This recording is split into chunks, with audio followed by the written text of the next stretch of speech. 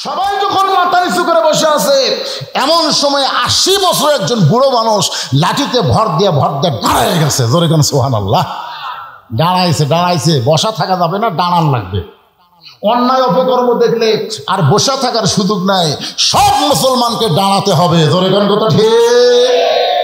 আমরা এত দুর্বল হয়ে গেছি, সারাদিন আক্কেলপুর বাজার করি, আর নামাজের সময় মসজিদে গেলে চেয়ারত বসি। জোরে কোন কথা ঠিক। ফেরেশতাকে আল্লাহ আর কান্দের ফেরেশতা, এই শয়তান সারাদিন ঘুরলো, 10 কেজি ব্যাগ নিয়ে বাড়ির থেকে বাজার থেকে বাড়িতে গেল, আমার বসা লাগলো না। আর তোমার ঘর তাই সে চেয়ারত বসলো। আর জিজ্ঞাসা করেন, কে ভাই চেয়ারত বসলেন কেন? শরীরে বল পাই না বাবা, শরীরে বল। ও হাট বাজারত বল পাস, মসজিদের মধ্যে ঢুকলেই দুর্বল হয়ে যায়।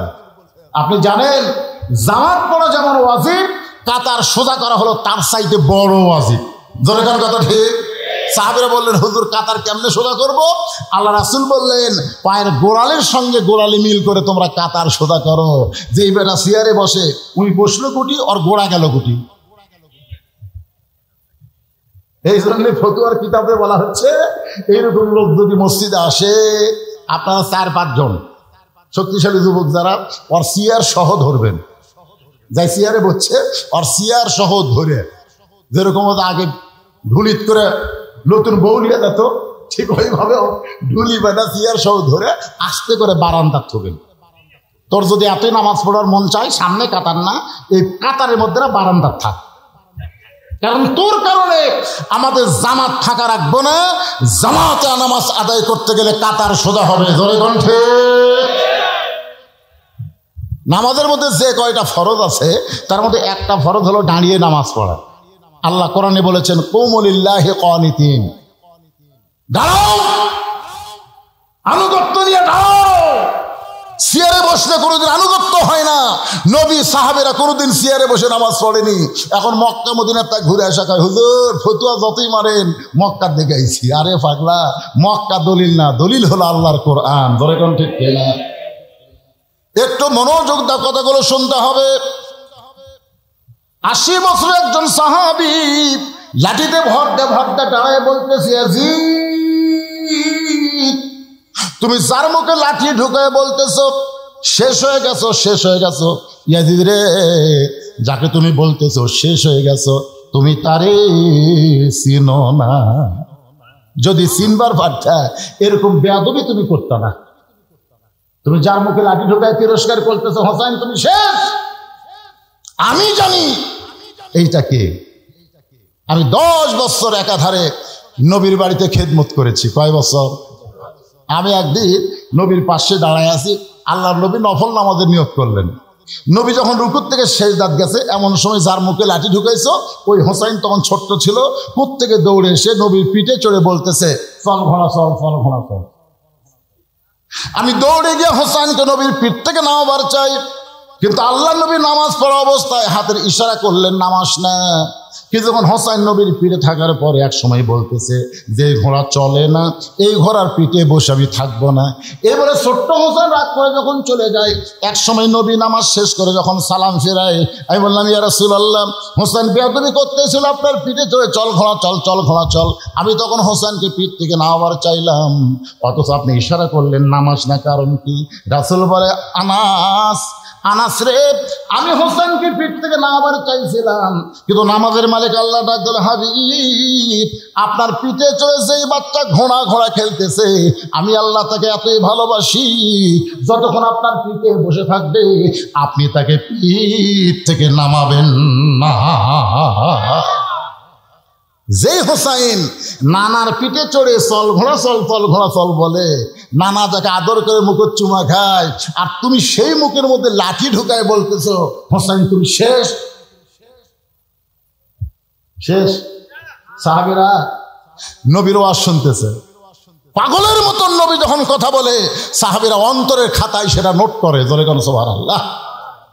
পাগলের মতন যখন আলোচনা শুনতেছে, এমন সময় হোসাইন দূর থেকে বলতেছে, নানু ভাই, সারাদিন খালি সাহাবীর নিয়ে থাকবা, আমাকে দিবা না? আমি একটু তোমার কাছে যাবার চাই। 1 নম্বর সাহাবী আবু বকর বলতেছে, হুযায়ফা যাও, কাটটা ওই যদি এখন নবীর কাছে আসে, নবী তো লাঠি নিয়ে ব্যস্ত হয়ে যাবে, আমাদের কথা আর মনে থাকবে না, কারণ নবী নাতিকে এত ভালোবাসে।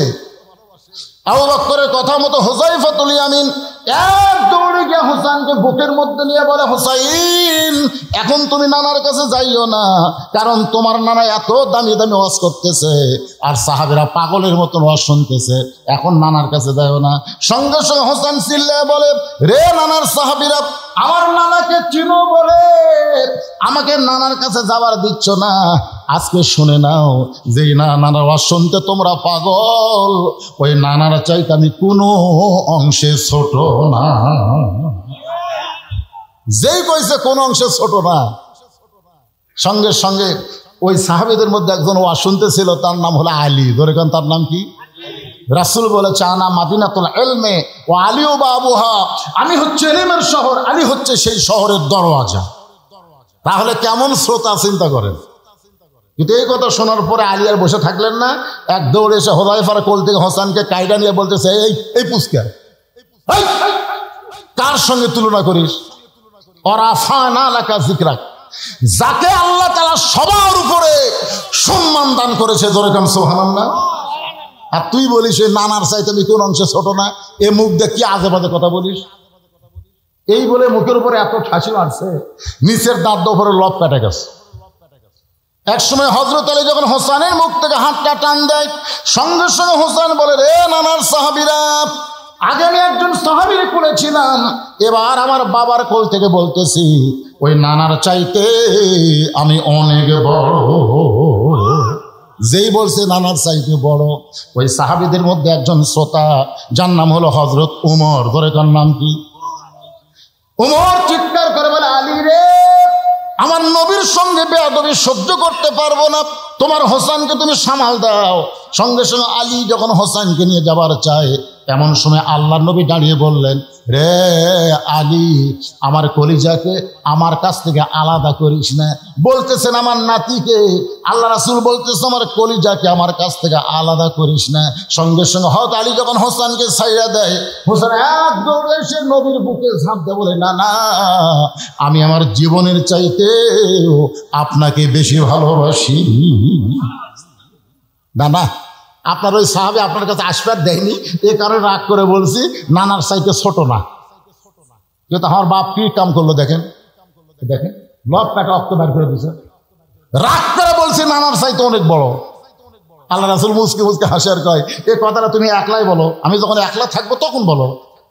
এতগুলো সাহাবীর মধ্যে বলেছো, উমর তো যে খেপা খেয়েছে, তুমি কেমনে বললা নানার চাইতে অনেক বড়?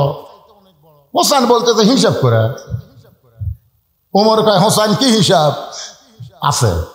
হিসাব ছাড়া হোসেন কথা বলে না। ওমর বলে, হোসেন তোমার মতো ছোট্ট বাচ্চা কি হিসাব জানো? হোসেন বলে, না না, তোমার আমার মধ্যে কথা হয়, ই মাথা মারে কে? আল্লাহ রাসূল বললেন, এজলিস ইয়া ওমর, ওমর তুমি বসো, আমি একটু হিসাব শুনবো। হোসেন বলে, না না, এক নম্বর হিসাব হলো তোমার মা আর আমার মা। বলো তো নানা, বলো এই দুই ধরনের মধ্যে কার মা বড়? নবীর চোখে দরদর করে পানি পড়তেছে। নবীর মা আমিনা জান্নাত পাবে কি পাবে না সেই গ্যারান্টি নাই, আর হোসেনের মা ফাতেমা শুধু জান্নাত পাবে না, জান্নাতি নারীদের নেত্রী হবে। আমার মায়েরা যারা পর্দার অন্তরালে বসে ওয়াজ শুনতেছেন, মা, প্রত্যেক জুমার দিনে সানি খুতবা ইমাম সাহেব মুসল্লিদের সামনে উচ্চারণ করে, সাইদুল আহলুল জান্নাত সাইয়্যিদাতুন নিসাই আহলুল জান্নাহ ফাতেমাতুজ যোহরা, জান্নাতি নারীদের নেত্রী হবে। সেই মেয়েটার নাম হইল ফাতেমাতুজ যোহরা। আমার মায়েরা শোনেন, নবী মাঝে মধ্যে ফাতেমার ঘরে এসে বলতেন, ফাতেমা তুই নবীর মেয়ে হওয়ার কারণে জান্নাতে যাবি, এইটা কখনোই মনে করিস না। তোর বাবা বিশ্ব নবী, এই কারণে আল্লাহ তোরে জান্নাত দিবে। ফাতেমা বলে, বাবা তাহলে আল্লাহ আমাকে কেমনে জান্নাত দিবে? রাসূল বললেন, জান্নাতে যদি যাবার চাও তাহলে আমল করে জান্নাতে যাওয়া লাগবে। ফাতেমা বলে, বাবা কি আমল? রাসূল বললেন, 4টা। কয় আমল? চারটা আমল করা লাগবে। 1 নম্বর নামাজ, 2 নম্বর রোজা, 3 নম্বর স্বামীর কথা মতো চলা, 4 নম্বর সতীত্বের হেফাজত পর্দা করা। রাসূল বলেন ফাতেমা ওই 3টা আমল যদি কম বেশি হয় আল্লাহ মাফ করে দিবে, কিন্তু পর্দার আমল কম বেশি করা যাবে না, এটা পুরোপুরি মানা লাগবে। জয়কান কথা ঠিক কিনা? আমাদের বাংলাদেশে মেয়েরা পর্দা মানে না, পুরোপুরি মানে বাঁচা থাকতে না, মরার পরে 5 কাপড় দেয়, খাটনিটা পর্যন্ত চাদর দিয়ে ঢাকা রাখতে। হ্যাঁ, ফেরেশতারা ঘুরতেছে আর বলতেছে আল্লাহ মেয়ে মানুষ বাঁচা থাকতে গোটা আমট্ট গ্রাম ঘুরছে, পাড়ার সব মরদক চিনে, কিন্তু মরার পরে 5 কাপড় দিয়ে চাদর দিয়ে খাটনি ঢাকছে কেন? আল্লাহ বলছে যে ফেরেশতা ওই দেশের নাম বাংলাদেশ রে, ওই দেশ বাঁচতে মানে না রে, মরার পরে মানে রে, মরার পরে মানে। আমার মায়েদের বলতেছি নামাজ যদি একটু কম হয়, রোজা যদি ঠিকমতো রাখতে নাও পারেন, স্বামীর সবগুলো কথা যদি নাও শোনেন, পর্দার ব্যাপারে কোনো ছাড়াছাড়ি নাই। ধরে কোন কথা ঠিক কিনা? হ্যাঁ, মেয়েদের পর্দা হলো 1 নম্বর আমল। আমার মায়েরা যারা পর্দার অন্তরে বসে আছেন, আল্লাহ আপনাদের জন্য হুকুম করেছেন অকরনা ফি বুয়ুতিকুন্না ওয়ালা তাবাররাজনা তাবাররুজাল জাহিলিয়াতিল উলা। আল্লাহু আকবার। মেয়েরা ঘরের মধ্যে থাকো, ঘরের পরিবেশ নিয়ে রাস্তায় আসো। জাহেলি যুগের মেয়েদের মতন সাজুগুজু করে রাস্তায় চলা চলবে না। এই হুকুম কার? আরো জোরে বল, হুকুম কার? আমার মায়েদের বলবো মা, আল্লাহর আইন পর্দাকে আপনারা গ্রহণ করেন। পর্দার মধ্যে যদি থাকেন, আল্লাহ আপনার পেট থেকে এমন একটা সন্তান দিবে, ওই সন্তান আল্লাহর ওলি হবে। পর্দা নিশি মায়ের পেট থেকে যেই সন্তানগুলো আসবে, ওই সন্তানগুলো আল্লাহর ইসলামী আন্দোলনের সৈনিক হবে। বেপর্দা নারীর পেট থেকে যারা আসবে, তারা কোরআনের সৈনিক হতে পারবে না। ধরে কোন ঠিক কিনা? বেপর্দা নারী যারা কি না, বিশ্বব্যাপী আজকে বলবো না, বেপর্দা নারী যারা শয়তানের গোডাউন, তারা শয়তানের গোডাউন বলবেন না, পেটের ভিতর থেকে যে মালগুলা বাড়াবে এগুলো সবগুলো শয়তান হবে। আজকে রাস্তাঘাটে তাকায় দেখেন, মানবরূপী শয়তান কম না বেশি? রোজার দিনে হোটেলের দরজাত কালো পর্দা দিয়ে সমানে খায়। এক ছেলে আমার কয়, হুজুর 11 মাস আমার খিদা কম, রোজার মাসে এত খিদা লাগে বুঝি না। আমি বললাম তোর মার কাছে গিয়ে বল তো কেন খিদা লাগে। তোকে আমার মা কেমনে যাবে জানবে? আরে বলেই দেখ।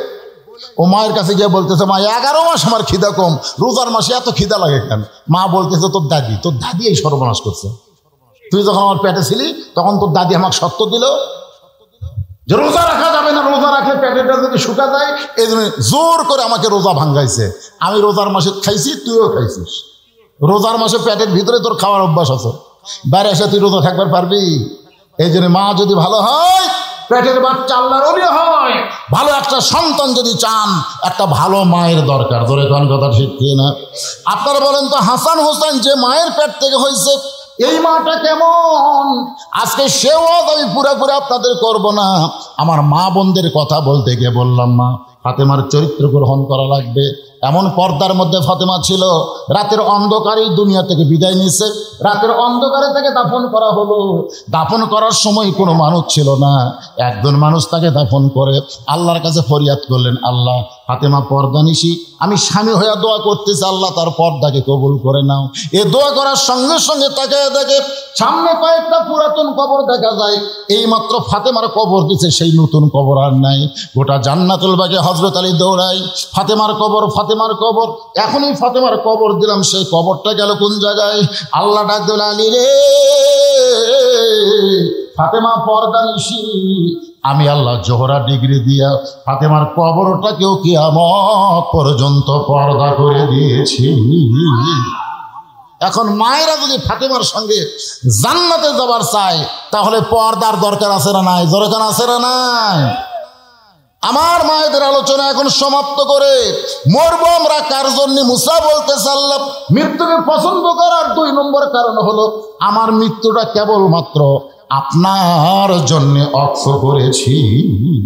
আজকে যারা এখানে জীবিত অবস্থায় ওয়াজ শুনতেছে, সবাই জবান থেকে বলেন, আমরা মরবো কার জন্যে? আরো জোরে বলেন, যে লোকটা বলতেছে না ও মরবে, যে বলতেছে ও মরবে, কিন্তু দুই জনের মরা এক হবে না। আজকে যারা আল্লাহর জন্য মরতে চায় না, মুখ খোলে না, মরার আগে ও করে মরবি, ওর মুখত কলেমা উচ্চারণ হবে না। আর যারা বলতেছে আল্লাহর জন্য মরবো, মান সাআলাল্লাহু তাআলা আশ-শাহাদাতা বিসিদকিন বাল্লাগাহুল্লাহু মানাজিলা শুহাদায়ে ওয়া ইম্মা তাআলা ফিরাশিহি। আল্লাহ রাসূল বলেন, ইসলামী আন্দোলনের কর্মী হইয়া বাংলার জমিনে যারা কোরআনের শাসন চালু করতে চায়, তার জীবনে যদি শাহাদাতের মৃত্যু নাও হয়, শাহাদাতের মৃত্যু নিয়ে আল্লাহর কাজ করার কারণে হাসরের ময়দানে আল্লাহ তাকে শহীদদের কাতারে দাঁড় করাইয়া দিবে। তাহলে এই নিয়ত করার দরকার আছে না নাই? আমরা মরবো কার জন্য? এই এরা কি বসো, কার জন্য মরবো? না না, আমার এক নম্বর প্রশ্ন হলো, তোমার মা আর আমার মা বলো তো। না না, এই দুইজনের মধ্যে কার মা বড়? আল্লাহ রাসূল কান্দার বলে, হোসাইন আমার মা আমিনা জান্নাত পাবে কি পাবে না এই গ্যারান্টি নাই। আর তোমার মা ফাতেমা শুধু জান্নাত পাবে না, জান্নাতি নারীদের নেত্রী হবে। 6 লক্ষ হাদিসের হাফেজাকে মা আয়েশা। সর্বোত্তম ইসলাম গ্রহণ করছে কে? মা খাদিজা। চলা হবেন না? এরপরও তারা জান্নাতি নারীদের নেত্রী হবার পারবে না, জান্নাতি নারীদের নেত্রী ফাতেমা হবে। এমনি এমনি একটাই আমল বেশি ছিল, পর্দা। জোরেকার নাম কি? রাসূল বললেন, ফাতেমা তোমার মা আয়েশা আমার সঙ্গে হজে যাবার চাই, তুমি কি যাবা? ফাতেমা বলতে, তো হজের কি দরকার, আপনি 4টা আমল করছেন, তার মতো হজ নাই। হজ আছে, নামাজ, রোজা, স্বামীর কথা মতো চলা, আর সতীত্বের হেফাজত, পর্দা করা। এই 4টা আমল করলে 8টা জান্নাত। সুবহানাল্লাহ না? মা ফাতেমা হজ করেনি রে, আর এখনকার মেয়েরা হজ করতে পাগলি। আপনি একলাই যাবেন, হামাক নিবেন না। অধিকাংশ মানুষ বউলে হজ করবার গেলে হজ হচ্ছে না, খালি বউ হেরা যায়। খালি বউ কি হয়? হেরা যায়। আমি তাই বলে বলতেছি না মা বোনদের হজ করা যাবে, তা না। মা বোনদের হজ করা যাবে যখন তাদের উপর আল্লাহ হজকে ফরজ করে দিবে। ঠিক কিনা বলেন? এই কথা কোন ঠিক কিনা? তবে মা বোনরা ইচ্ছা করলেও আমরা করতে পারে। মা আয়েশা হজ করতে গেছিলেন, মা ফাতেমা হজ করেননি। কারণ হজ করতে গেলে অনেক সময় পর্দার খেলাফ হয়। হজ করাও ফরজ স্বাবলম্বীর জন্য, আর পর্দা মানা হলো দায়মি ফরজ। এই দুই ফরজের মধ্যে পর্দার গুরুত্ব বেশি। ধরে কোন কথা ঠিক কথা কর না? হ্যাঁ, অনেকে বলে হুজুর এখনকার মেয়েরা মসজিদে জামাতের সাথে নামাজ পড়বার চায়। কত বর্তমানে কিছু শায়েক বানাচ্ছে, এই শায়েকেরা মেয়েদেরকে মসজিদে আনার ব্যাপারে জনগণকে উৎসাহ দিচ্ছে। ধরে কোন কথা ঠিক ছিল? কতগুলো মরদর ফেসবুকে মুফতি হয়ে বলতেছে মেয়েরা সাথে নামাজ পড়লে তো ভালোই হয়, যুবকদের কার দ্বারা ঘুরতে দেখা যাবে না, মসজিদে তারা নামাজ আসবে মেয়ে মানুষ দেখার জন্য। ধরে কোন কথা ঠিক ছিল? আজকের মাহফিলে কিন্তু অনেক মেয়েরা আইছে, সব মেয়েরা কেউ আসবার আইছে, অনেক মেয়েরা এসে যুবকরে মিস কল দিছে, আজকে ওয়াজের নামে আমরা কিছু একটা কর্ম। ধরে কোন কথা দেখতে রে ওয়াজ শুনবার আইসা তারা সবটাইতে খারাপই করতেছে। কোনো বডিগার্ড নাই, কোনো গার্ড নাই। একটু মনোযোগ দিয়ে শুনবেন। আল্লাহ রাসূল বলে, হোসাইন আমার মায়ের চাইতে তোমার মা ফাতেমা আল্লাহর কাছে কোটি কোটি গুণ বড়। হোসেন বলে, না না, আমার 2 নম্বর হিসাব হলো আপনার বাবা আর আমার বাবা, এই দুইজনের মধ্যে কার বাবা বড়? আল্লাহ রাসূল কান্দারে বলে, হোসাইন আমার বাবা আব্দুল্লাহ জান্নাত পাবে কি পাবে না এই গ্যারান্টি আমি নবী দিবার পারবো না। আর তোমার বাবা আলী শুধু জান্নাত পাবে না, এই দুনিয়াতে 10 জনকে জান্নাতের সার্টিফিকেট দেওয়া হয়েছে, তার মধ্যে 4 নম্বর হলো তোমার বাবা। আমার বাবার চাইতে তোমার বাবা আল্লাহর কাছে কোটি কোটি গুণ বড়। হোসেন বলে, নানা আমার 3 নম্বর হিসাব হলো তোমার নানা আর আমার নানা, এই দুইজনের মধ্যে কার নানা বড়? সঙ্গে সঙ্গে হযরত ওমর দৌড়ে এসে ওই হোসেনকে বুকের মধ্যে নিয়ে বলে, হোসেন রে আমি মূর্খ মানুষ বলে বেয়াদবি করছি, কিন্তু আলী তো জ্ঞানী হইয়া তোমার মুখে ঠাসি মারলো কেন? আলী রে এই মহান মুখে তুই কেন ঠাসি মারলি? ও বাবা হোসেন, তোমার নানার নানা ওয়াহাব জোহরীকে দুনিয়ার কেউ চিনবে না, আর তোমার আমার নানাকে শুধু দুনিয়ার মানুষ না, স্বয়ং আল্লাহ কোরআনে করেছেন ঘোষণা, ওয়া ইন্নাকা লাআলা খুলুকিন আযীম। হোসেন বলেন নানা, তাহলে তিন দিক দিয়ে কে বড় হলো? মায়ের দিক দিয়ে আমি বড়, বাপের দিক দিয়ে আমি বড়, নানার দিক দিয়ে আমি বড়, তুমি কোন দিক দিয়ে বড়? আল্লাহ রাসূল সঙ্গে সঙ্গে হোসেনকে মাথার উপর তুলেছে, ছোট্ট মানুষ তো, এরকম মাথায় তুলে বলতেছে, দেখো তো কার মাথা উপরে। সমস্ত সাহাবীরা বলতেছে, হুজুর আপনার মাথার উপর তো হোসেনের মাথা দেখা যায়। খালি একজন সাহাবী উপর দিকে না তাকায় নিচের দিকে তাকায় বলতেছে, মাথা উপরে থাকলে কি হবে, পা অটোমেটিক নাই। কারণ হোসেন বড় হয়েছে নিজের যোগ্যতায় নয়, আল্লাহর নবীর ওসিলায়। ধরে কোন কথা ঠিক না? আনাস ইবনে মালিক বলে, ইয়াজিদ সেই হোসেনকে তুমি চিনতে পারলা না, তার মুখের মধ্যে লাঠি ঢুকে তুমি বলতেছো হোসেন শেষ হয়েছে। আমি আনাস বলতেছি হোসেন শেষ হবে না, বরং তুমি একদিন শেষ হয়ে যাবে। গোটা পৃথিবীতে মানুষ তোমার নাম ঘৃণায় উচ্চারণ করবে, মহব্বতে কেউ বলবে। আমার এলাকার এক হিন্দু আকাশ ওর বেটা ঘামাক দিয়ে বলতেছে, মামা দোয়া করেন। হিন্দুরাও কিন্তু আমার কাছে দোয়া চায়। আমি বেটাকে বললাম, করে দোয়া লাগবে না, তোর বেটার নাম খালি ইয়াজিদ থো। ওই আমার কলতায় কাড়ে বলেন, মামা আমি হিন্দু হতে পারি কিন্তু অভিশপ্ত নাম আমার সন্তানের থবো না। দেখছেন, একটা হিন্দু পর্যন্ত ইয়াজিদকে অভিশাপ দেয়। ধরে কথা কন না। অথচ গোটা এলাকা খুঁজে দেখেন, প্রত্যেক পাড়ায় পাড়ায় হোসাইন আছে না নাই? ধরে কেন আছে না? না, তাহলে কে মরল? হোসেন মরল। আজও বাংলাদেশে ক্ষমতার চেয়ার পাইয়ে হোসেনের দলদেরকে হত্যা করে তোমরা মনে করতেছো কি হলু রে, একদিন তোমরাও দুনিয়া ছাড়বে, পৃথিবীর মানুষ ঘৃণা করে তোমাদের নাম উচ্চারণ করবে। কথা ঠিক না? এজন্য মরাই যখন লাগবে, মরবো কার জন্য? আল্লাহ বলেছেন, আমার জন্য যারা জীবন দিবে তাদেরকে তোমরা মৃত্যু বলো না, আমি আল্লাহ বলতেছি জীবিত। আল্লাহ ডাকতে বলে, মুসা রে, মৃত্যুকে পছন্দ করার 3 নম্বর কারণ কি? কয় কারণ? 1 নম্বর কারণ হলো না মরলে জান্নাতে যাওয়া যাবে। 2 নম্বর কারণ হলো মরবো কার জন্যে? আপনারা কি বিরক্ত হচ্ছেন? এই মাঝে মধ্যে যে উঠলো কেন, ওই একটা উঠলো, একটা উঠতেছে, তার মানে ওরা বসার জায়গা পাচ্ছে না। না আপনার এখন তো 5 লাখ বসতি না, ঘন ঘন নাই। এই ঘনের মধ্যে থেকে যদি কেউ উঠে যায়, কি বিরক্ত রে ভাই। না যারকে পেশাব ঘন ঘন হয় তারা সাইডে বসেন, মাঝখানে বসলেন কেন? আল্লাহর কোরআন, ওয়ানুনাজ্জিলু মিনাল কোরআনি মা হুয়া শিফাউ ওয়া রাহমাতুল লিল মুমিনিন।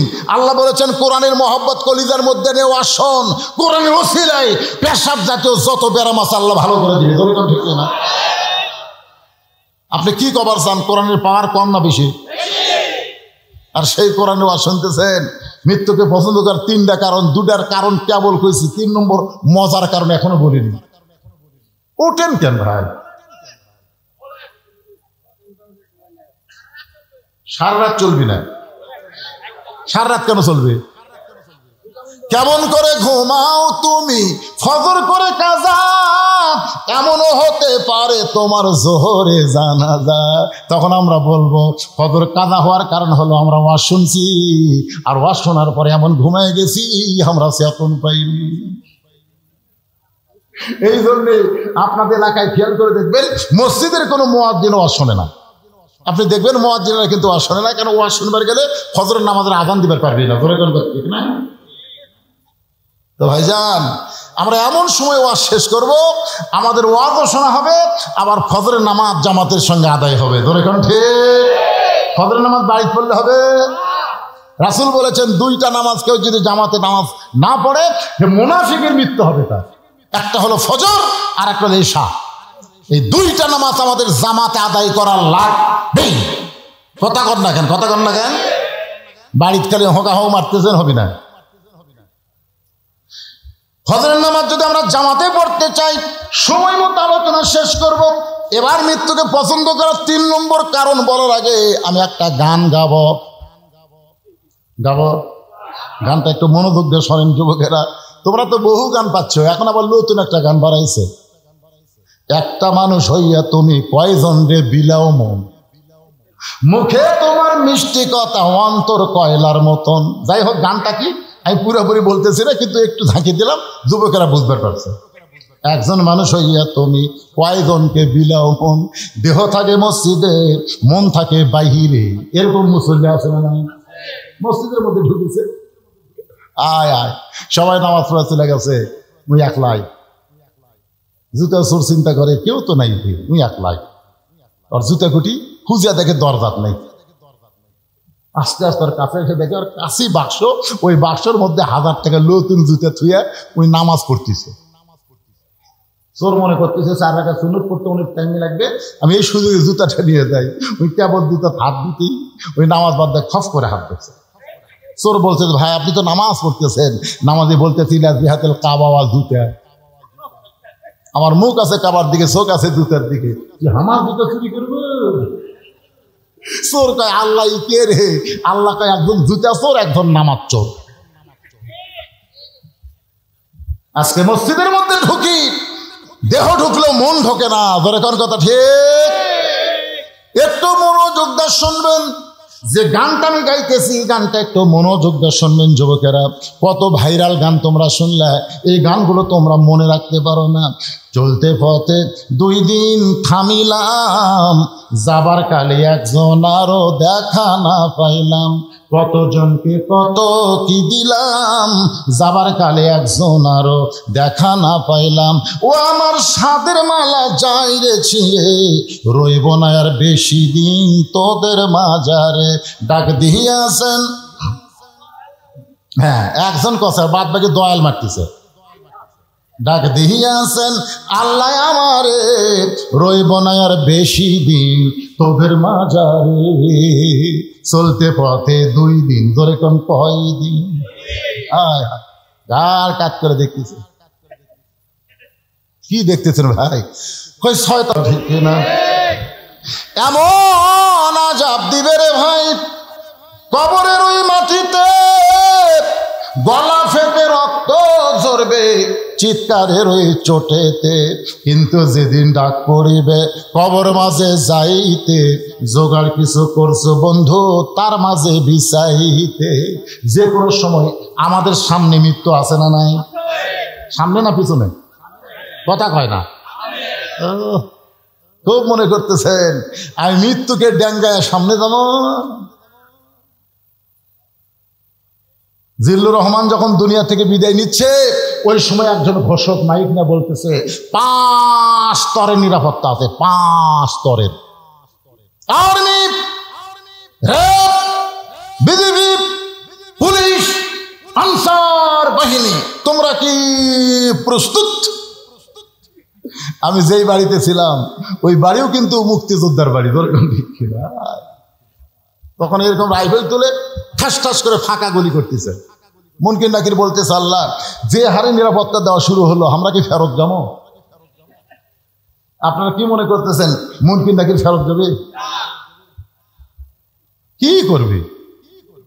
মুনকির নাকির কবরের মধ্যে গিয়ে 3টা প্রশ্ন করবে। একটু মনোযোগ দিয়ে শুনুন। মুসা বলতেছে আল্লাহ, মৃত্যুকে পছন্দ করার 3 নম্বর কারণ এইটা আমাদের সকলকেই পছন্দ করা লাগবে। যতই বাড়ি করেন গাড়ি করেন, এগুলো রাইখাই কিন্তু আমাদের যাওয়া লাগবে। ধরে কোন ঠিক কিরা ভাই? গভীর রাত্রে নবী চেতন পাইছে, রাসূল তাকায় দেখে তার বিবি খাদিজাতুল কুবরা পাগলের মতন কাঁদতেছে। আল্লাহ নবী বলে, খাদিজা আমি নবী ঘুমাই, দুনিয়ার সব মানুষ ঘুম পাড়ে, অথচ আপনি গভীর রাত্রে এমন করে কাঁদেন। খাদিজা বলতেছে, রাসূল আল্লাহ যে কোনো সময় আমার মৃত্যু হবে, আমি যে কোনো সময় মরে যাব হুজুর। মরার পরে যে অন্ধকার কবরে আমাকে রাখা আসবে, আপনি বলেছেন সর্বশেষে যেই ব্যক্তি কবরে যাবে কবরের ঘরে তাকে 50,000 বছর থাকা লাগবে। যে ঘরে দরজা নাই, জানলা নাই, কারেন্ট নাই, বাতি নাই, ফ্যান নেই, ওই মাটির অন্ধকার কবরে আমি খাদিজা 50,000 বছর কেমনে থাকবো? এই চিন্তা করার কারণে আমার চোখে ঘুম ধরে না, আমি পাগলের মতন কাঁদতেছি। সঙ্গে সঙ্গে খাদিজা নবীর কপালে চুম্বন দিয়ে বলে, খাদিজা ওই আল্লাহর শপথ করে করে বলতেছি, ঈমান গ্রহণ করার পরে আপনি আল্লাহর সঙ্গে যে সম্পর্ক গড়ে তুলেছেন, আল্লাহ আপনার কবরকে জান্নাত বানায়া দিবে। কি বুঝলেন? কি বুঝলেন? রাসূল বলতেছেন আপনি ঈমান গ্রহণ করার পরে আল্লাহর সঙ্গে যে সম্পর্ক গড়ে তুলেছেন, তাহলে লা ইলাহা ইল্লাল্লাহ মুহাম্মদ রাসূলুল্লাহ এই ঈমান গ্রহণ করার পরে আল্লাহর সঙ্গে আমাদের সম্পর্ক করার দরকার আছে না নাই? কি দিয়া সম্পর্ক করবেন? এই নামাজিরা, কবরে যখন যাবেন মুনকির নাকির এসে জিজ্ঞাসা করবেন মান রব্বুকা, তোমার রব কে? আপনার কোয়া লাগবে, আপনি আরামে ঘুম পাড়বেন, আপনার নামাজ দাঁড়িয়ে যাবে। মুনকির নাকিরকে বলবে, এই মুনকির নাকির, কাকে রব সম্পর্কে প্রশ্ন করতেছ? বলে যাই শুয়ে আছে তাকে। এই মুনকির নাকির, যাকে রব সম্পর্কে প্রশ্ন করতেছ সে সারা জীবন কয় ওয়াক্ত নামাজ পড়ছে হিসাব দে। মুনকির নাকির বলে আমাদের কাছে তো ক্যালকুলেটর নাই। তো ক্যালকুলেটর নাই তো কিসের রব? তোরা জানিস এই লোকটা যাকে তুই মান রব্বুকে প্রশ্ন করতেছিস, ওই মসজিদের মধ্যে ঢুইকাই নামাজের নিয়ত করার পরই বলতো আলহামদুলিল্লাহি রব্বিল, রুকুতে গিয়ে বলতো সুবহান রব্বিয়াল আযীম, সেজদাতে গিয়ে বলতো সুবহান রব্বিয়াল আলা। দুনিয়াতে যে এত রব রব করে কেবল কবরতে এসে একটু আরামের ঘুম দিছে, এটা কি প্রশ্ন রে? মুনকির নাকির বলে আল্লাহ তোমার বান্দাকে মান রব্বুকা প্রশ্ন করার কারণে নামাজ যে খেপা খেপছে, আমরা কি করব? আল্লাহ বলতেছে নামাজ না কবর আইছে, তার রবের উত্তর হয়ে গেছে। আজকে কারা কারা এশার নামাজ পড়েননি? না আমি বলতেছি না, হাত তোলেন, সেটা বলতেছি না। আপনাকে বিবেক আছে না নাই? সবচাইতে বড় আদালতের নাম কি? সেই বিবেককে প্রশ্ন করেন। আপনি ইচ্ছা করে এশার নামাজ না পড়ে ওয়াজ শুনতেছেন, ফজর আগে যদি আপনার মৃত্যু হয়, রাসূল বলেছেন মান তারাকা সালাতু মুতাম্মিদান ফাকাত কাফারা, ইচ্ছা করে এক ওয়াক্ত নামাজ বাদ দিল, আল্লাহর সঙ্গে কুফরি করলো। নিজের বিবেককে প্রশ্ন করেন। ভাই এশার নামাজ না পড়ে আপনি বিছানায় ঘুমাতে যান, একটু মনোযোগ দিয়ে শোনা লাগবে। রাসূল বলেন খাদিজা, ওই আল্লাহর শপথ করে বলতেছি, ঈমান গ্রহণ করার পরে আপনি আল্লাহর সঙ্গে যে সম্পর্ক গড়ে তুলেছেন, আল্লাহ আপনার কবরকে জান্নাত বানায় দিবে। ঈমানের পরে আল্লাহর সঙ্গে সম্পর্ক করতে গেলে 1 নম্বর ইবাদতের নাম হলো নামাজ। জোরে বলেন নাম কি? এই 5 ওয়াক্ত নামাজ আমাদেরকে আদায় করা লাগবে। মসজিদের পাশে মাহফিল, এত সুন্দর মসজিদ, পুরাতন মসজিদ, এই মসজিদটা শুধু বানাইলে হবে না, মসজিদ ভরান লাগবে। জোরে কোন কথা ঠিক? বর্তমান প্রধানমন্ত্রী 564টা মসজিদ বানা দিয়েছে। পৃথিবীর কোন প্রধানমন্ত্রী এত মসজিদ বানায়নি যেটা বাংলাদেশের প্রধানমন্ত্রী বানালো। আপনারা বলেন তো, এতগুলো মসজিদ না বানায় যদি সিনেমা হল বানিয়ে দিত, কথা কন না কেন? পারত না। এবার ঈদে 10টা ছবি মুক্তি পাশে, হল পায়নি। খালি শাকিব খানের রাজকুমার পাশে, বাদ বাকি পায়নি। আগে 600টা হল ছিল, আর এখন হলের সংখ্যা মাত্র 90টা। আস্তে আস্তে সিনেমা হল ভাঙ্গা মানুষ মার্কেট বানাচ্ছে, মানুষ মসজিদ বানাইছে। আমি শুনলাম নরসিংদীতে এক সিনেমা হল এখন মাদ্রাসা বানাচ্ছে। এক সময় সিনেমা হতো, আজকে সেখানে মাদ্রাসা হচ্ছে। তার মানে কি বুঝতেছেন? প্রধানমন্ত্রী মসজিদ বানাইছে, বানায় বাংলার মুসলমানকে দেখায় দিছে মসজিদ শুধু বানাইলেই হবে না, মসজিদে নামাজের দরকার আছে না নাই? মডেল মসজিদ চায় থাকে আমাদের দেখতেছে। আমরা যাওয়ার সঙ্গে আসসালামু মসজিদ থাক, আপনাকে আক্কেলপুরেই দেখবেন এই সোনার ভিতর দিয়ে আসতে একটা মসজিদ আছে না নাই? হ্যাঁ, কি মসজিদ? আমি আমাদের গাড়ি থামে দেখি, আমি প্রধানমন্ত্রীকে অনুরোধ করব, খালি মসজিদ বানালে হবে না, এই মসজিদ ভরানোর একটা ব্যবস্থা করা লাগবে। কথা ঠিক। আল্লাহ কোরআনে বলেছে আল্লাযীনা ইম্মাক্কান্নাহুম ফিল আরদ, মুসলমানের মধ্যে কাউকে যখন ক্ষমতা দেওয়া হবে, মুসলমানের কেউ মধ্যে কেউ যদি প্রধানমন্ত্রী হয়, তার 1 নম্বর দায়িত্ব হলো পদ্মা সেতু নির্মাণ করা, 1 নম্বর দায়িত্ব হলো 564টা মসজিদ করা, 1 নম্বর দায়িত্ব হলো আটো রাস্তা ওসার করা, ফুল লাইন রাস্তা করা। এগুলো একটাও 1 নম্বর দায়িত্ব না। 1 নম্বর দায়িত্ব হলো আকামুস সালাত, নামাজ কায়েম করা। দরকার কথা ঠিক কিনা? আজকে প্রধানমন্ত্রী যদি ঘোষণা করে এত সুন্দর মডেল মসজিদ বানানো হয়েছে, আজান দেওয়ার পরে মুসলমান দাবি করে, অথচ মসজিদের মধ্যে ঢোকে না। ওই জালেমদেরকে ধরো, ওদের পাছার কাপড় খুলে 5টা করে বাড়ি মারো। আপনারা বলেন তো সবচাইতে বড় জালেমকে? আজান শোনার পরে মুসলমান দাবি করে, নামাজ পড়ে না, এর চাইতে বড় জালেম আর দুনিয়াতে নাই।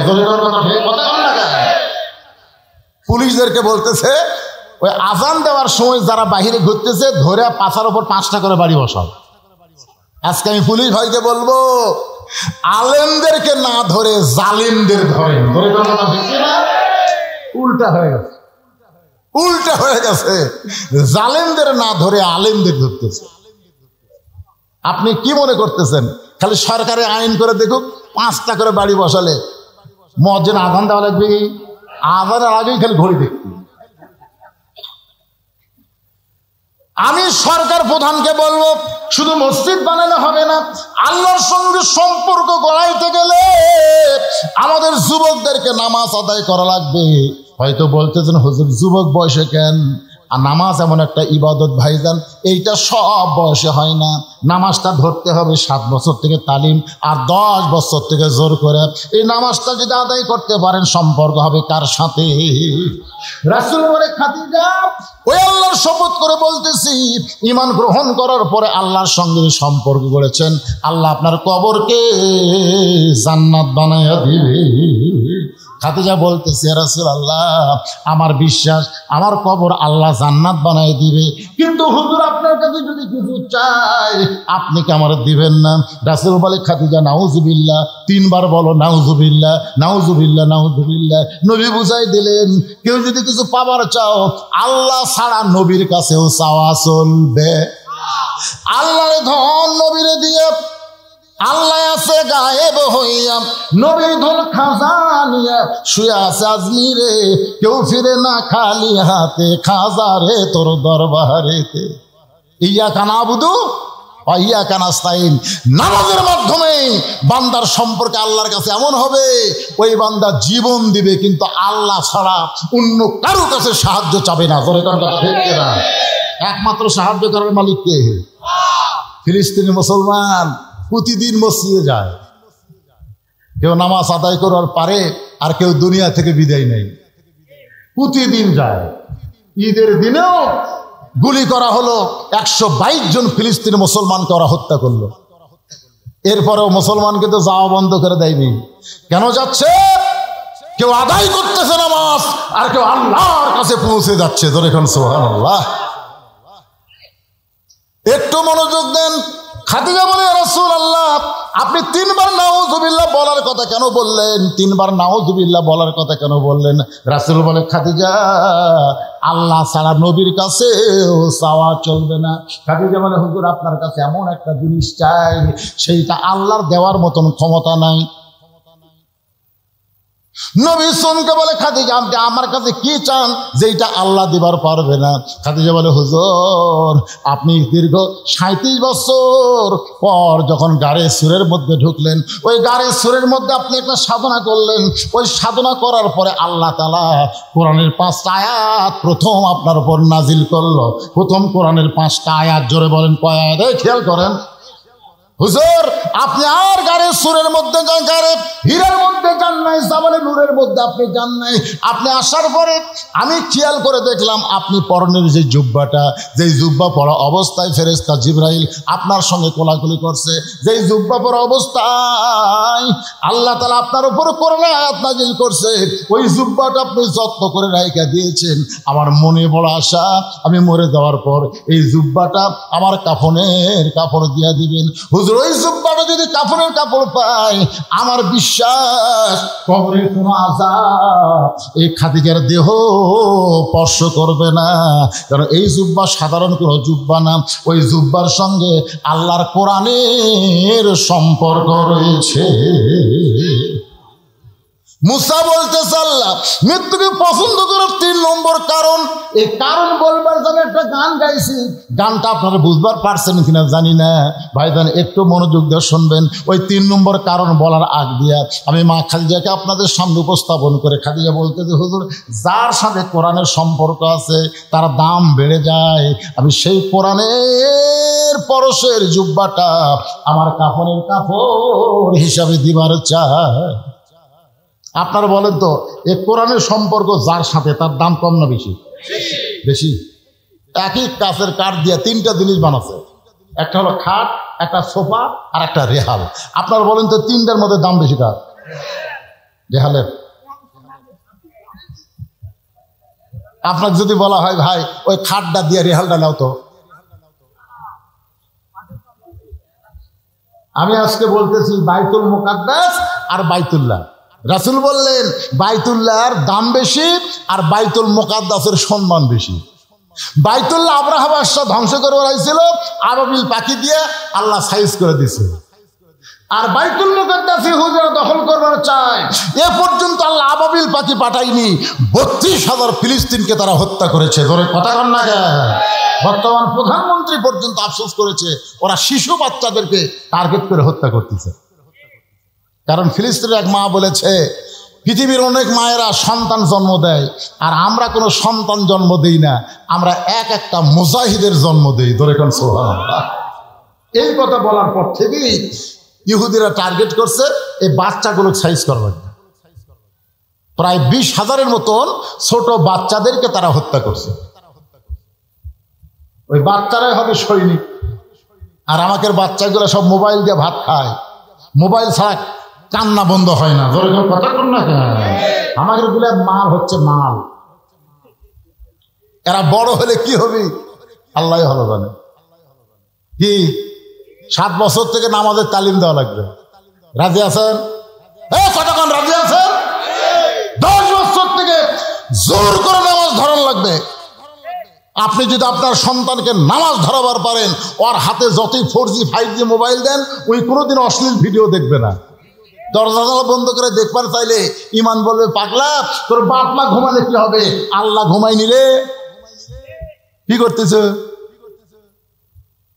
একমাত্র নামাজই পারে মানুষকে যাবতীয় খারাপি থেকে বাঁচাই দিতে। তাই আমাদের যুবকগুলোকে নামাজি বানানোর দরকার আছে না নাই? দরকার আছে না নাই? প্রধানমন্ত্রীকে আমি ধন্যবাদ দিব যে শুধু মসজিদ বানান না, মসজিদে মুসল্লি ভরার একটা আইন করার দরকার আছে। আইন করলে সবই হয়।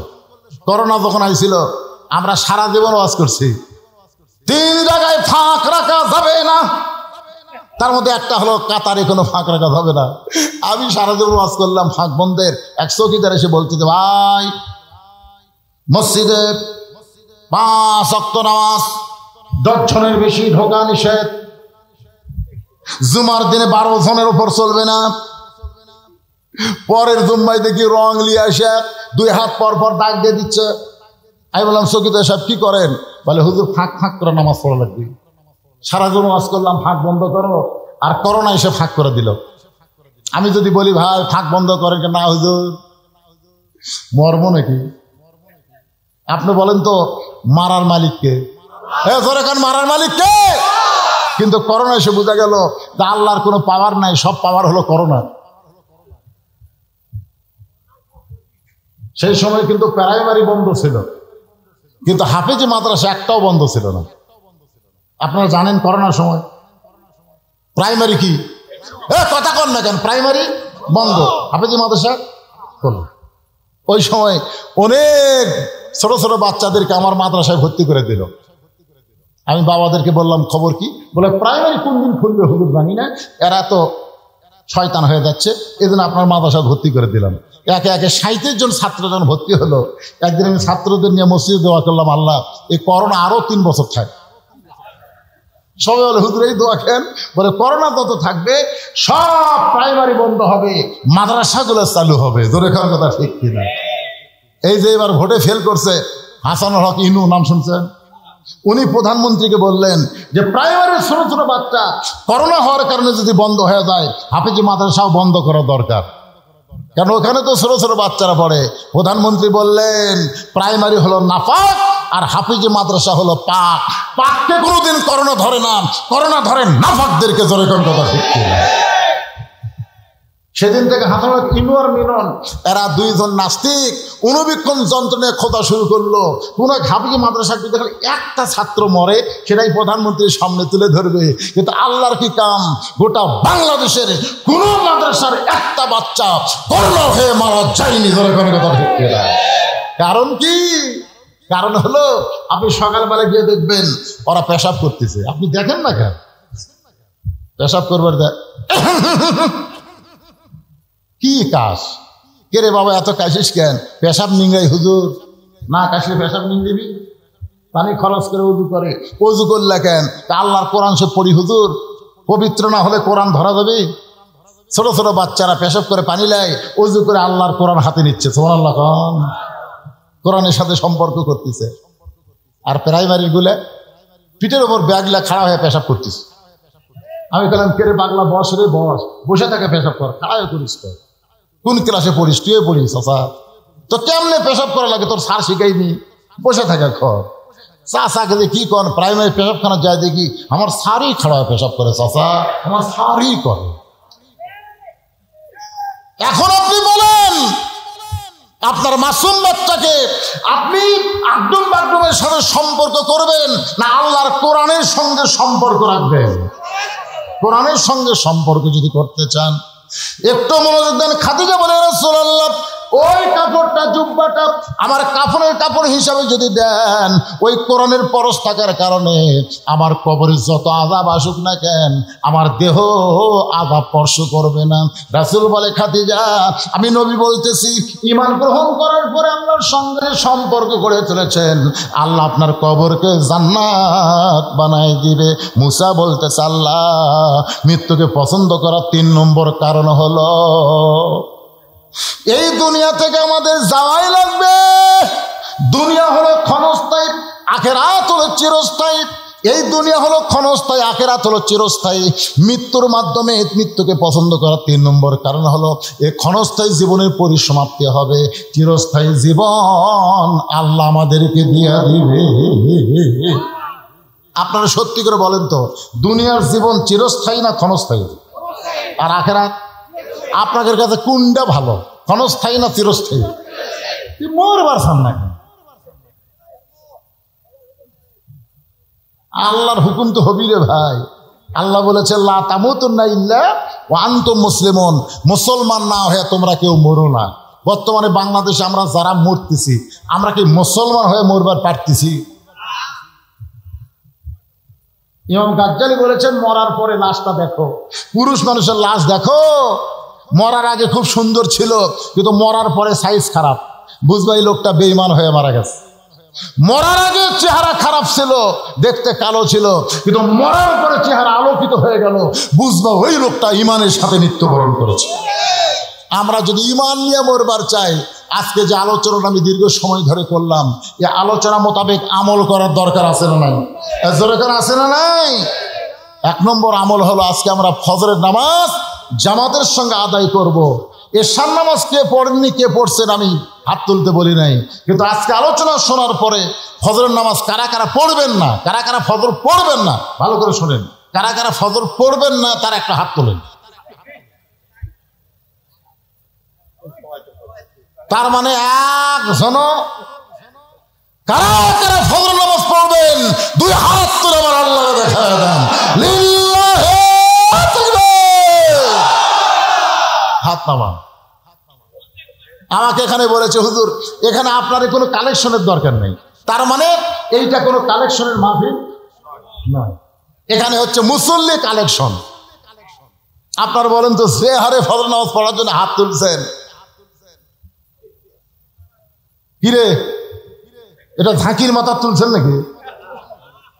এই ছেলেরা, এই কি খবর? লিমা তাকুলু মা লা তাফালুন। আপনার মুখের কথার সাথে কর্মের যদি মিল না হয় টাটকা মুনাফিক। আমরা ফজরের নামাজ জামাত আদায় করার জন্যেই বক্তাকে 10টায়, 10:30টায়, 11টায় তুলে দেওয়া হয় নাই, 9:30টায় মঞ্চ আনা হয়েছে যে আমরা এমনভাবে শুনবো এবং ওয়াজ শেষ করে মোনাজাত করে বাড়িতে গিয়ে ঘুম পাড়বো, ফজরের নামাজ জামাতের সঙ্গে আদায় করব। এখন বাজতেছে রাত 11:30। আল্লাহ আমাদের সবাইকে ফজরের নামাজ জামাতে আদায় করার তৌফিক দান করুক। সকলে বলেন আল্লাহুম্মা আমিন। যারা কষ্ট করে মেহনত করে হাজার হাজার টাকা খরচ করে আজকের এই জান্নাতের বাগান লাগাই দিছে, তাদের জন্য দোয়া করার দরকার আছে না নাই? যুবকদের জন্য দোয়া করার দরকার আছে না নাই? মাননীয় মেয়র সাহেবের জন্য দোয়া করার দরকার আছে না নাই? সবার জন্য আমরা সবাই দোয়া করব। ফিলিস্তিনি মুসলমানের জন্য দোয়া করার দরকার আছে না নাই? বৃষ্টি হচ্ছে না, তীব্র গরম, এত গরম, অনেক গাছের আমের মুকুল ধরলো, সেই মুকুল শুকে সব ধরে গেল। ধরে কার কথা ঠিক? আজকে লিচু নাই, আম নাই, তরমুজ তো প্রথম দিকে 100 টাকা করে লাগছিল। ধরে কারণ ঠিক কিনা ভাই? আমি এক মাহফিলে বললাম যে এরা পচনশীল খাবার, আপনারা খালি 7 দিন তরমুজ কিনা বন্ধ করেন, এমনি দাম কমে যাবে। ধরে কারণ ঠিক কিনা?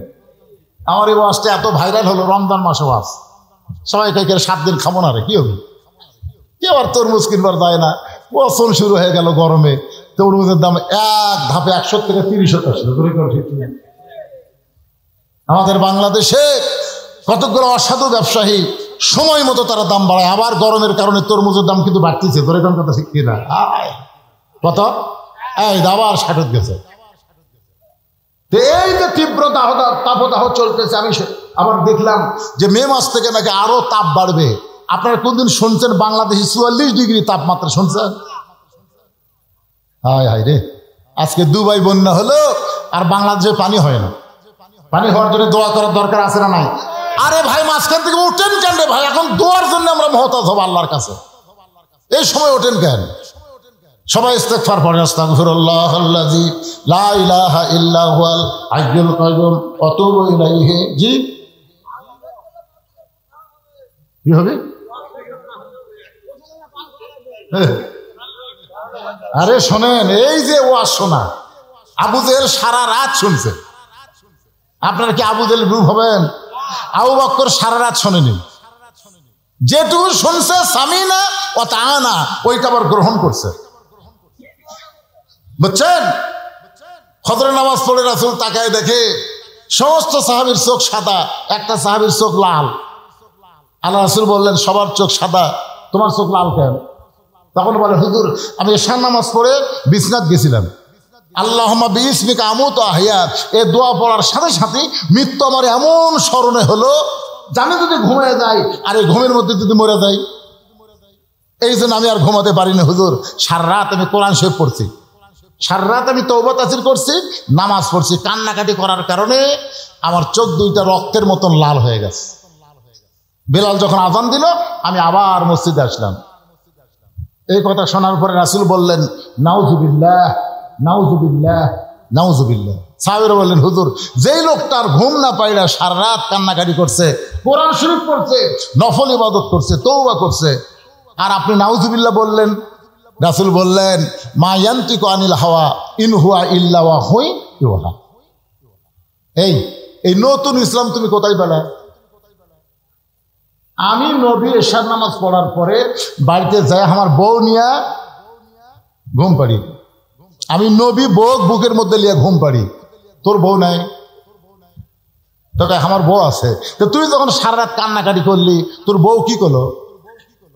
হুজুর 2 বার আমার বউ এসে বললে ঘুমাই একসাথে।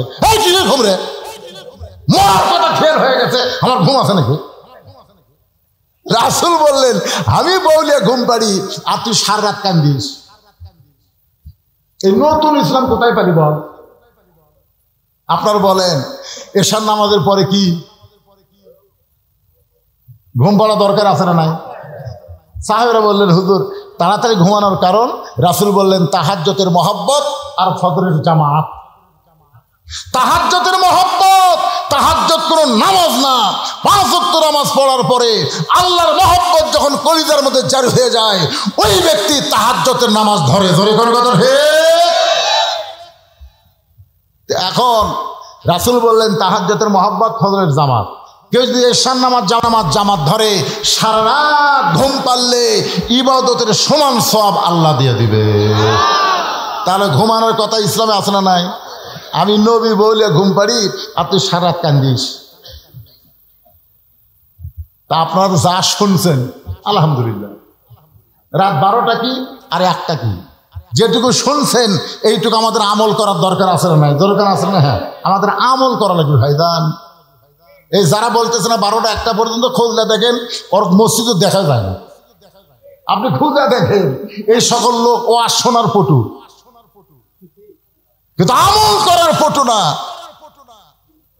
খুব গুরুত্ব দেওয়া লাগবে।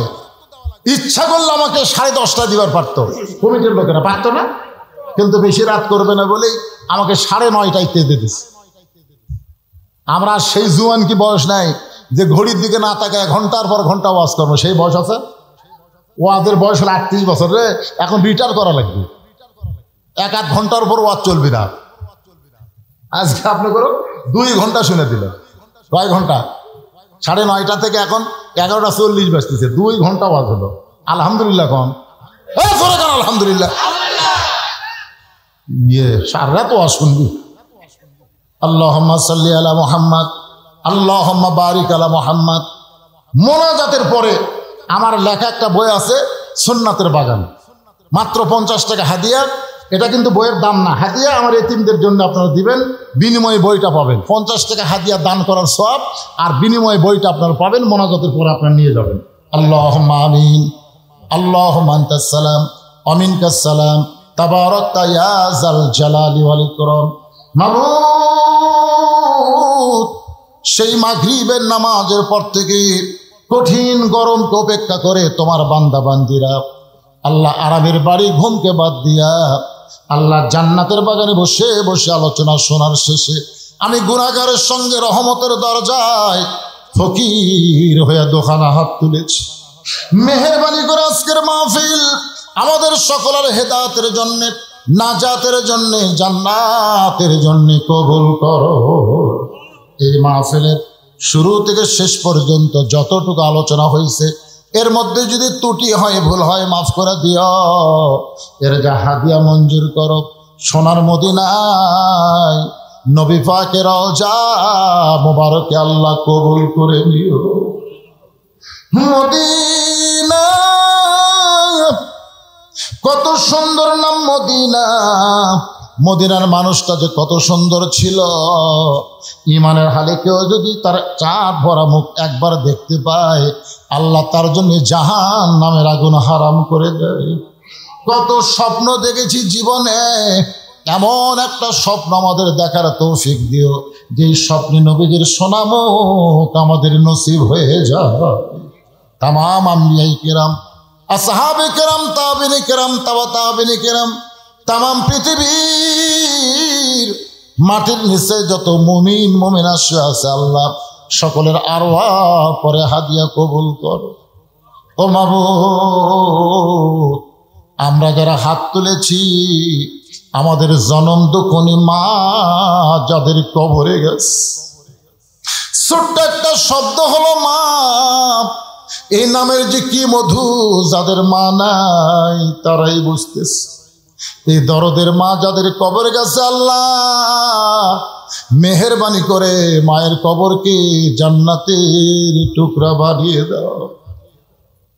বাবার বাড়িঘর সবই আছে, আমাদেরকে ফাঁকি দিয়া যেভাবে এতিম হয়ে কবরে আছে, আল্লাহ মেহেরবানি করে বাবার কবরকে জান্নাতের টুকরা বানায় দাও।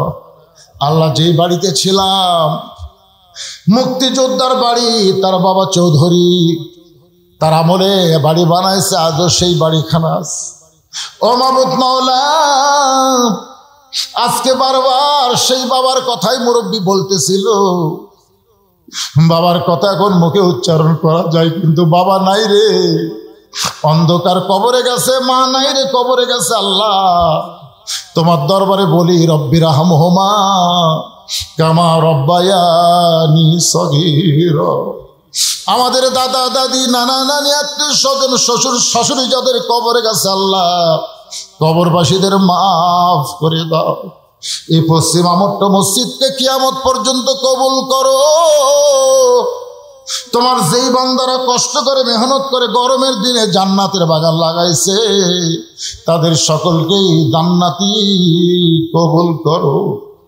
এই মাহফিলের জন্য যারা সর্বাত্মক সহযোগিতা করেছে, বুদ্ধি দিয়ে, পরামর্শ দিয়ে, অর্থ দিয়ে, আল্লাহ এই মাহফিল ওসিলায় তাদের সকলকে জান্নাতি কবুল করো। আজকের মাহফিলের সম্মানিত সভাপতিকে আল্লাহ তুমি কবুল করো।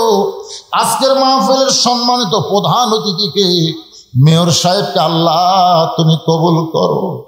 আমার প্রশাসনের ভাইরা, এই আক্কেলপুর থানার প্রশাসনের ভাইরা যারা মাহফিলের ব্যাপারে সর্বাত্মক সহযোগিতা করেছে, আল্লাহ তাদের প্রতি তুমি খাস রহমত করো। যেই ছেলেরা ভলেন্টিয়ারের দায়িত্ব পালন করেছে,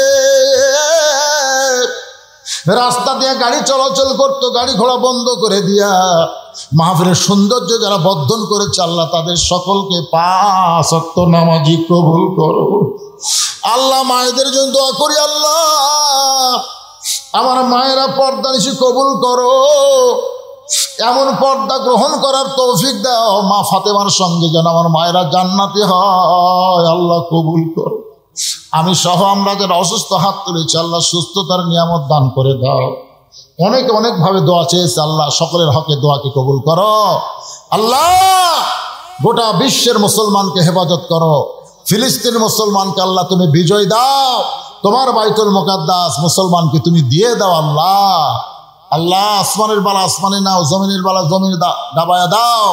রহমতের বৃষ্টি বর্ষণ করো। আল্লাহ আল্লাহ তোমার নবী বলেছেন, তীব্র গরম যখন বেড়ে যায়, জাহান্নামে নিঃশ্বাস তখন সেখানে চলে আসে।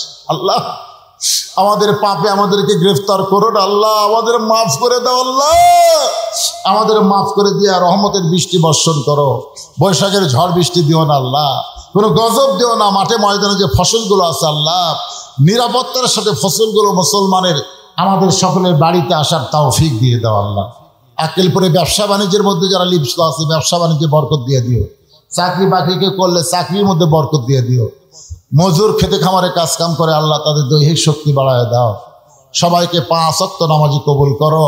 এ মসজিদকে কবুল করো, ঈদগাহ মাঠকে কবুল করো। আল্লাহ মাহফিল কমিটিকে কবুল করো। যারা কষ্ট করে মেহনত করে এত সুন্দর আয়োজন করেছে, আল্লাহ তাদের সকলকে তুমি মাফ করে দাও। আল্লাহ সুবহান রাব্বিকা রাব্বিল ইজ্জাতি আম্মা ইয়াসিফুন ওয়া সালামুন আলাল মুরসালিন আলহামদুলিল্লাহি রাব্বিল আলামিন। ওয়াজাল আখিরাতি কালিমাতুন ইনদাল মাউতি লা ইলাহা ইল্লাল্লাহু মুহাম্মাদুর রাসূলুল্লাহ সাল্লাল্লাহু আলাইহি ওয়াসাল্লাম। আসসালামু আলাইকুম।